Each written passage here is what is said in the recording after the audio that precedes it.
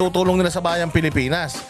Eh sabi ko hindi, this time kailangan malaman ng Pilipino na merong isang grupo, isang tao na talagang mahal ng bayang Pilipinas na kahit na gumastos ng sarili niyang resources, pera, para lang maayos ang bayang Pilipinas, eh ginagawa niya.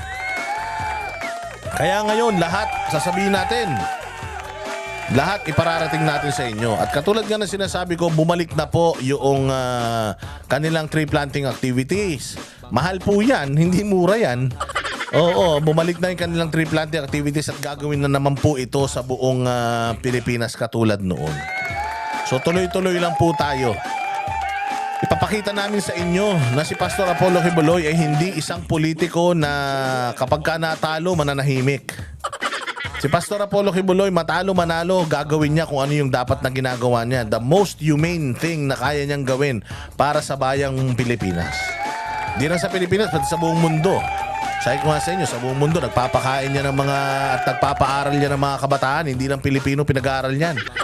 Lahat ng meron siyang simbahan sa buong mundo. Meron siyang mga scholar na mga lokal. So ayan mga boss, nagbalik na. At magtutuloy-tuloy pa yan. Ipakikita natin, di ba sinabi naman natin yan sa inyo noon, na babalikan natin lahat ng ating mga pinuntahan at magkakawang gawa tayo dyan. Care of Pastor Apollo Quiboloy. Yan po ang kautos-utusan niya sa amin na, Boss Dada, lahat ng mga pinuntahan mo, nangampanya ka, nagsalita ka, nangako ka sa kanila. Kahit hindi tayo nanalo, gagawin natin yung mga ipinangako natin sa kanila. Ganyan. Mahiya kayo. Kayong mga congressman na pasahod ng taong bayan, putang ina nyo. Akala naman ninyo yung mga nilalamon nyo sa araw, nilulustay nyo. Akala nyo naman pinagpaguran nyo, pera ng taong bayan dan. Kayo din mga senador, nanalo na kayo. Gawin na po natin ang tama. Huwag na po tayo magpatumpik-tumpik pa. Ang 6 years, napakabilis lang yan. Sa mga congressman, yung 3 years, napakabilis lang din yan. Puro kayo politika, puro kayo impeachment, mga hayop kayo.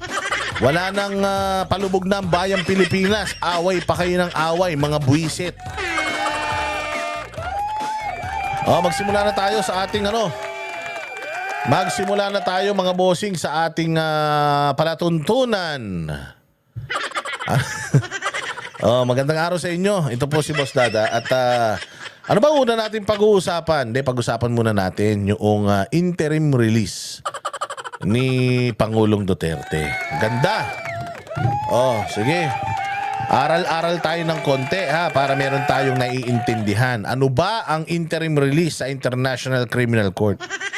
An interim release in the context of the International Criminal Court typically refers to a temporary update, decision, or publication issued before a major event or trial version of a document.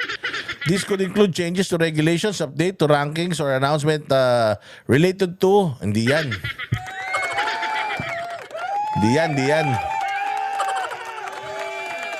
An interim release is in the context of International Criminal Court refers to a situation where a detained individual who is under investigation or on trial is temporarily released from custody.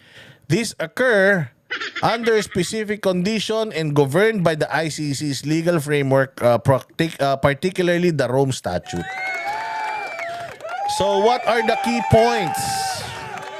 The key points about interim release in the ICC, eligibility for interim release. Ano ba yung eligibility na yan? Ibig sabihin, sino makakapag-avail niyan?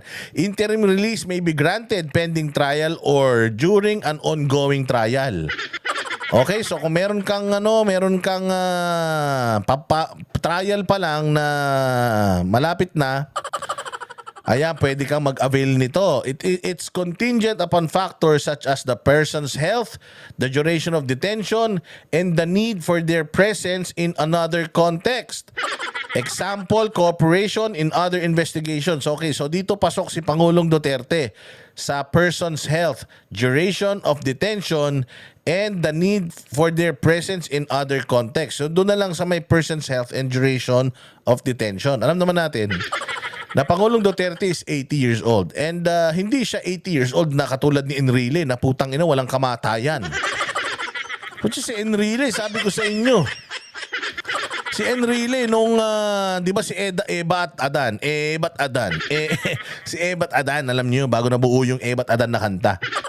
Oo, si Eva at Adan, dalawa lang yan na ginawa sa mundo. Alam niyo ba yung pangatlo kung sino? Putang ina, si Enrile yun. Siya yun, yung nangbuyo. Siya yung demonyong nambuyo kay Eva nakainin yung mansanas. Ganun katanda yan.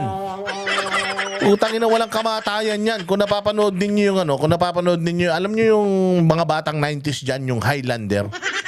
Oh, meron ako napapanood doon sa Studio 23. Yung Highlander, walang hiya na yan. Oo, daan-daan taon na silang buhay. Namamatay lang sila pag pinugutan mo sila ng ulo. Ito si Enrile. Kahit na halimbawa si Enrile, kahit na ilang beses mo tong ng bitay, yung sentensya ng bitay sa lahat ng kademonyo ang ginawa niya sa mundo. O alam mo ba na pag yan na sentensyahan, binigti mo, na napapatid yung lubid. Oo, pagka inano mo nga yan eh. O siyempre, pag binigti mo yan, napatid yung lubid. O di, na siya? O di, absuelto na siya dun sa krimen na yun. O may ginawa na naman bagong krimen yan. O sabi ng mga ancient history. O pugutan niya ng ulo sa pamamagitan ng guillotine. Mantakin mo, pag ginilotin mo yan, tumatalbog daw yung blade. Ganong katindi yan, walang kamatayan yan. Kaya tumanda yan ganyan, 700,000 years old na yan. Oo, so going back mga bossing doon sa sa istoryahin natin.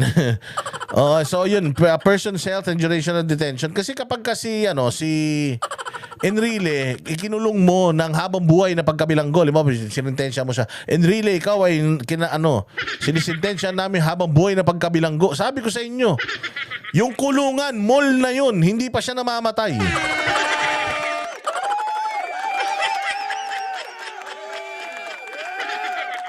Di ba kinulong siya doon? Kulungan pa yun. Oh, putya yan, namatay na lahat ng mga tao doon sa kulungan. Yung kulungan ginawa ng mall.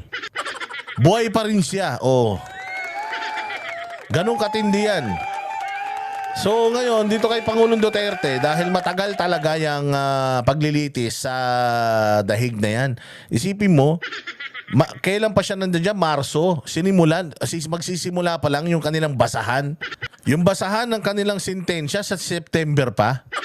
Saan ka naman makakita ng ganyan? Enak ng tokwa.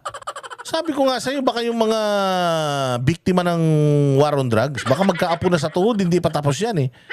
Yang kaso na yan. So mahabang mahaba yan. And considering the health of PRD, which is yung age niya 80, health niya deteriorating na talaga mga bossing, kasi dami, mantakin mo 27 gamot ang iniinom niyan araw-araw dito sa Pilipinas. Oo, mabuti na nga lang daw nandoon na siya ngayon sa loob ng detention facility. Hindi daw pumayag yung mga doktor doon na inumin niya yung pagkarami-raming gamot na yun. Oo, ewan ko kung ano ba yung mga klase mga doktor dito sa Pilipinas. Ang sabi daw ng detention facility, i-monitor lang yung kanyang BP. Pero syempre marami na siyang mga maintenance. So matotal, matanda na siya. And hindi natin alam kung hanggang kailan pa talaga siya abot with the sanction ng US sa ICC. Hindi alam ng ICC kung kailan sila makakapagsimula ulit. Kasi sinanction sila lahat ng mga bank accounts nila. Sa Amerika, hinold ni Donald Trump. Pati lahat ng mga service providers nila na mga kano, pinull out lahat ni Donald Trump, sinanction ni Donald Trump. So, may problema pa ang ICC. Unang-una sa lahat, financial. Pangalawa, how they're going to function with all these sanctions. Hindi na kayang antayin ni Pangulong Duterte yan. Kasi nga, hindi na siya ganun kabata. He's 80 years old. And kung uunahin ng ICC yung kanilang mga problema, at yung kanyang kaso hindi muna maipaprioritize, mas mabuti talaga na i-release na muna nila si Pangulong Duterte. Conditions for interim release. These are the conditions. The person does not pose a flight risk. So kapag siya ay pinalabas mo at tinanggap siya ng isang member state babantayan siya ng member state na yun. Paano magiging flight risk si Pangulong Duterte? Hindi na nga makalakad mag-isa yan.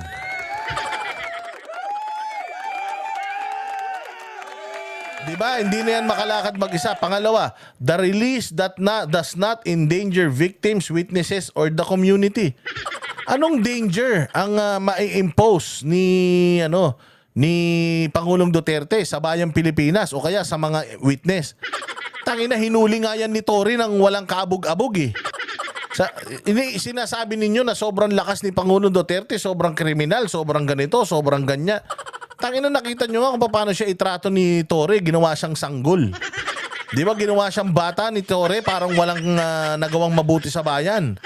O so paano siya makakapag-impose ng threat and danger sa mga witnesses? Putangin na niyan. Hindi niya nga kilalang mga hayop na yan eh. Sabi ko nga sa inyo, if PRD, kung si PRD sobrang dangerous niya na tao, putangin na yan, si Tory patay na ngayon.